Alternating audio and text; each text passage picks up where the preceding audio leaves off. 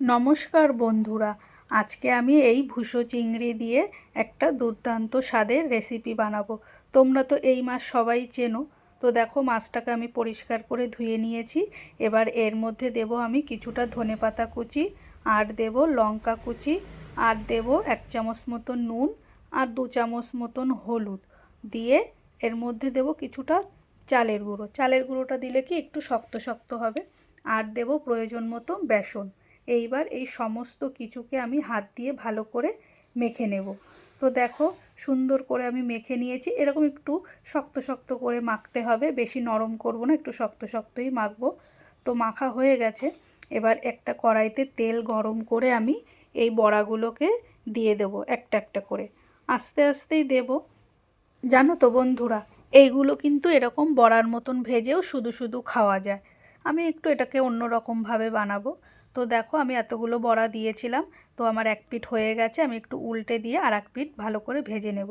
তো দেখো, আমি এরকম লাল লাল করে ভেজেছি। তো এবার এগুলোকে আমি তুলে নেব। এবার ওই বড়া ভাজা তেলের মধ্যেই আমি দেব গোটা গরম মশলা ফোড়ন। ফোড়নটা যে একটু ভাজা ভাজা গন্ধ বের হবে, তখন দেব আমি বেশ কয়েকটা আলু। তো আলু দিলাম। এবার দেবো 1 চামচ নুন। নুনটাকে দিয়ে আলুগুলোকে আমি একটু লাল লাল করে ভাজবো। তো দেখো, আলুগুলো কি সুন্দর আমার লাল লাল করে ভাজা হয়ে গেছে। এবার এর মধ্যে দেব আমি 3টে টমেটো কুচি। এবার টমেটো কুচিটাকেও এই আলুর সঙ্গে ভালো করে আমি ভেজে নেব। তো দেখো, টমেটোটাও আমার ভালো করে ভাজা হয়ে গেছে, সিদ্ধও হয়ে গেছে। এবার এর মধ্যে দেব আমি বেশ খানিকটা গ্রেট করা পেঁয়াজ। আমি এখানে গ্রেট করে নিয়েছি। আর দিলাম আদা বাটা। আর দেব এখানে রসুন বাটা। আর দেব পরিমাণ মতন নুন আর হলুদ। আর দেব লঙ্কার গুঁড়ো আর স্বাদ মতন চিনি। দেওয়ার পরে একটু মিক্সির বাটিটা ধুয়ে আমি একটু জলও দেব। দিয়ে এই সমস্ত কিছু মশলাকে আমি আলুর সঙ্গে ভালো করে কষিয়ে নেব। তো দেখো, আমি আলুর সঙ্গে মশলাটা কেমন কষিয়েছি, কত সুন্দর কালার এসেছে। মশলাটাও প্রায় কষানো হয়ে গেছে। এবার এর মধ্যে দেব আমি পরিমাণ মতন জল।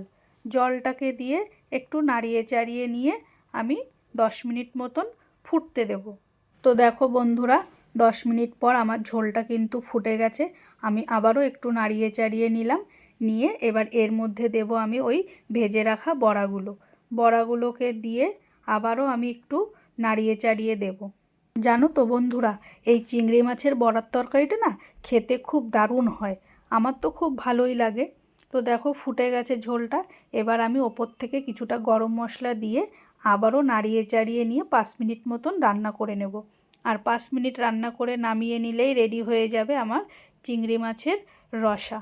তো দেখো, কত সুন্দর কালারও হয়েছে। তো এবার আমি নামিয়ে নেব। তো বন্ধুরা, তোমাদের এই রান্নাটা কেমন লাগলো আমাকে অবশ্যই কমেন্ট করে জানিও।